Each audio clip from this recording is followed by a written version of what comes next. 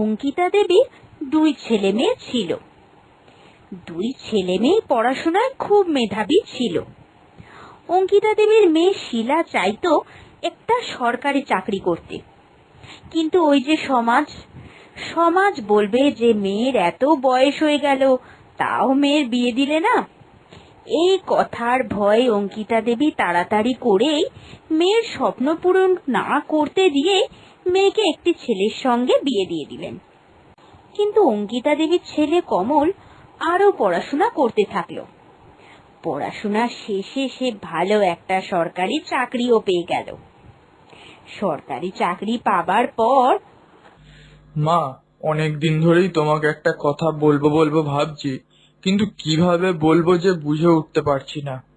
আসলে আমাদের অফিসে উর্মি বলে একটা মেয়ে আছে। মেয়েটাকে আমার খুব পছন্দ, মা। আসলে ওর বাড়ি থেকে বিয়ের জন্য খুব চাপ দিচ্ছে, তাই জন্য তুমি একটু ওর বাড়িতে গিয়ে কথা বলবে, মা।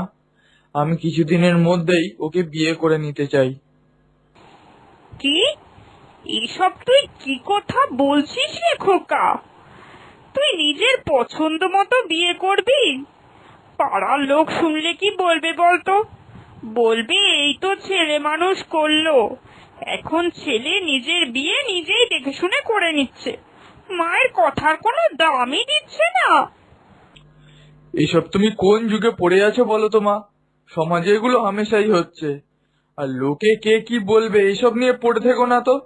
আমি ওকে বলে দিচ্ছি, তুমি সামনের রোববারই গিয়ে ওদের বাড়িতে পাকা কথাটা বলে আসবে। অগত্যা ছেলের জিদের সামনে অঙ্কিতা দেবীকে হার মানতেই হলো। তার ছেলের বিয়ে সেই মেয়েটির সঙ্গেই হয়ে গেল। বিয়ের বেশ কিছুদিন পর, উর্মি, তুমি তো অফিসে যাও, সব সময় এইসব জিন্স টপ পরেই থাকো। আসলে আজকে আমার কিছু অতিথি আসবে বাড়িতে, তোমাকে দেখতে। নতুন বিয়ে হয়েছে তো, তুমি যদি এইসব জিন্স টপ না পরে আজকে সন্ধেবেলা একটুখানি শাড়ি পরো তাহলে ভালো হয়। শুনুন মা, শাড়ি পরলেও আমার মুখটা যেমন থাকবে, এই জিন্স টপেও আমার মুখটা ঠিক তেমনই থাকবে। আর শাড়ি পরে তো আমার বিয়ের দিন ওরা দেখে নিয়েছে, আবার নতুন করে দেখতে আসার কি আছে? যত সব বাজে ধারণা। দেখতে হলে ওনাদের আমার এই পোশাকেই দেখতে হবে। আমি এইসব ফালতু ঝামেলা শাড়ি টাড়ি পরতে পারবো না, ব্যাস। বিয়ের পর থেকে অঙ্কিতা দেবীর সঙ্গে তার ছেলের বউ ঠিক এই রকম খারাপ ব্যবহারই করে যেত। তার কোনো কথাই তার বৌমা শুনতো না। সরকারি চাকরিওয়ালা বৌমা পাবে, এই ভেবে তিনি মনে মনে যে স্বপ্ন সাজিয়েছিলেন, সেগুলো বিয়ের পর এক নিমেষেই নষ্ট হয়ে যায়। একদিন তিনি অনেক কষ্ট করে তার ছেলে ও ছেলে বৌমার পছন্দ মতো নানান রকম পদ রান্না করেছিলেন, কিন্তু অনেক রাত্রির হয়ে যাওয়ার পরেও তারা কেউ বাড়ি আসছিল না। এক সময় অঙ্কিতা দেবী যখন ঘুমোতে চলে যাচ্ছিলেন, ঠিক সেই সময় কলিং বেল বেজে ওঠে।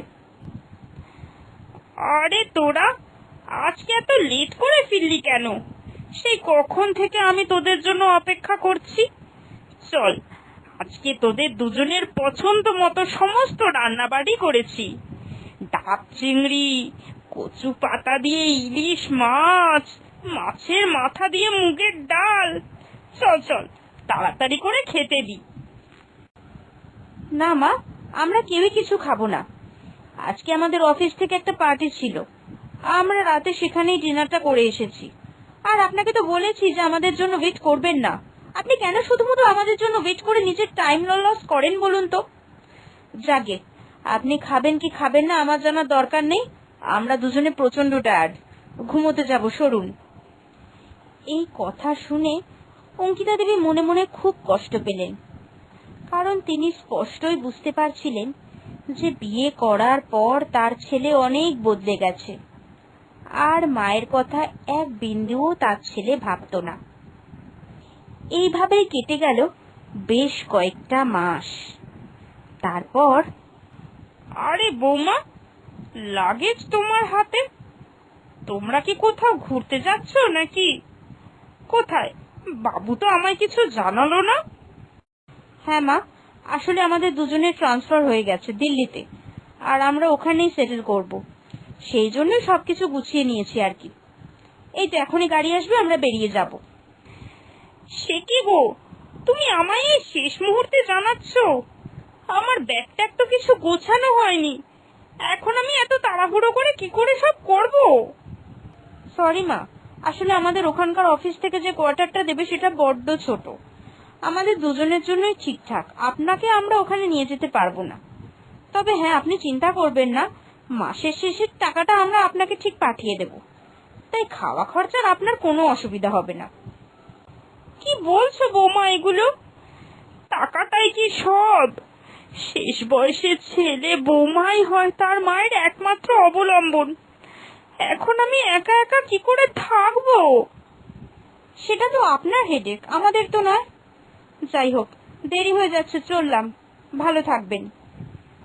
তুমি কোনো চিন্তা করো না মা, তোমার ছেলে এবং বৌমা দেখেনি তো কি হয়েছে।